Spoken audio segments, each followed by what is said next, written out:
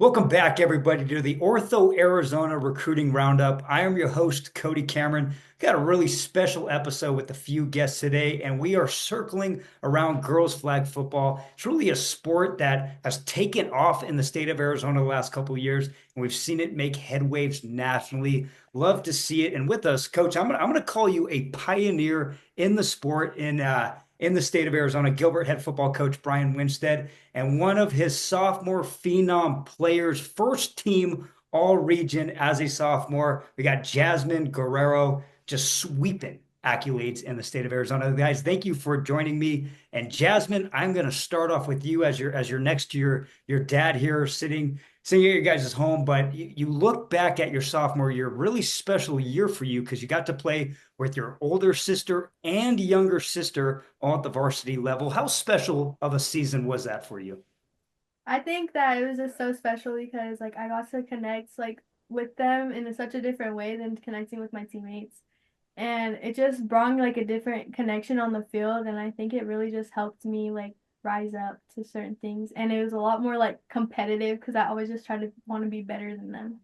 And me getting kind of mixed with the sport and really getting to see and meet some of the young female athletes in the sport. So many of you guys are multi-sport athletes, and we harp on that and press that because I'm a firm believer in the more sports you play, the better athlete you become. How cool is that to not just play girls flag football, but that competitive nature kind of year round with you and your teammates, and how does that make you a better athlete?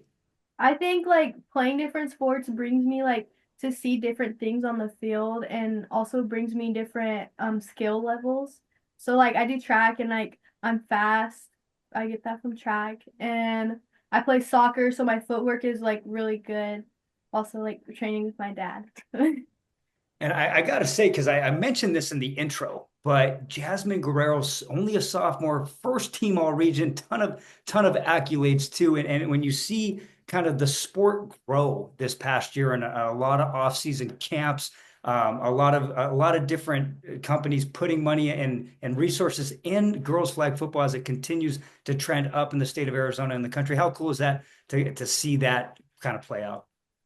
It's honestly so cool. I was kind of there my eighth grade year. My dad coached the high school team, and it wasn't really an AIA sport. It was kind of just like a club, I guess you'd say. So I was kind of there as an eighth grader, looking into the high school, and it was just barely starting. And so it's grown so much now, and it's there's going to be an Olympics in 2028. That's just so mind blowing to me.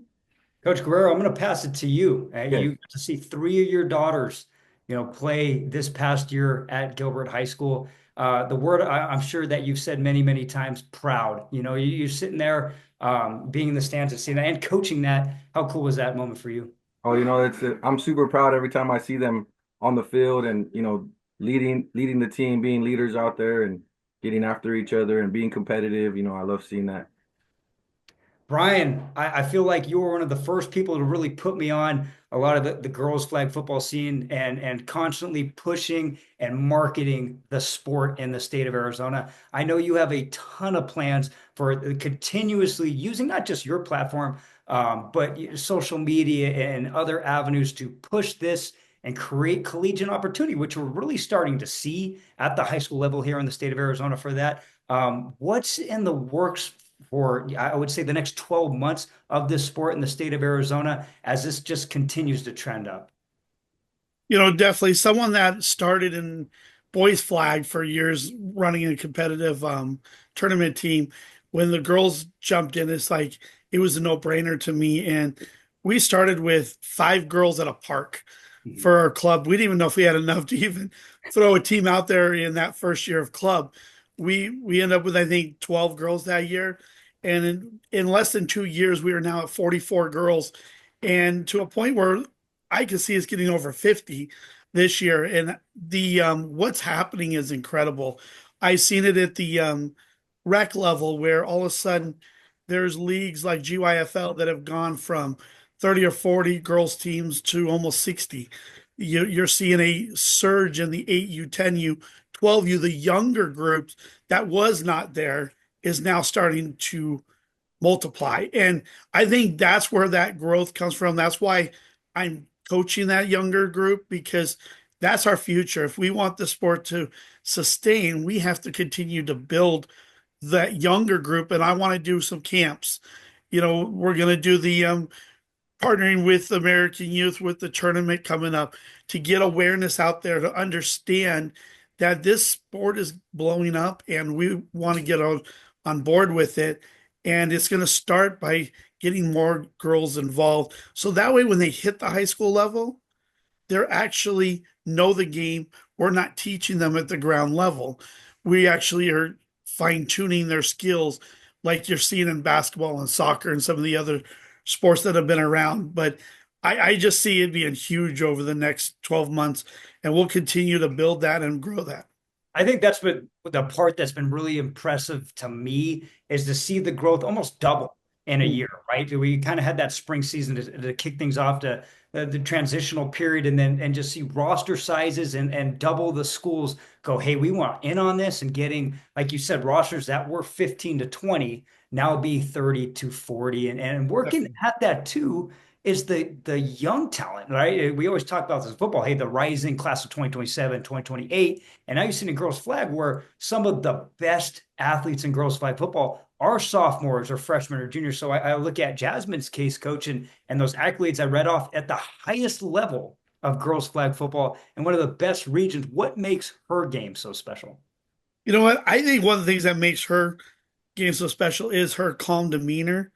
That her competitive fire on the field is amazing, and the ability to guard people like Samaya Taylor, to be able to be a lockdown corner and say, "Okay, you got this," to snap as well as she does, but she doesn't crack when things are pressured because I think she's just so calm about how she goes about things.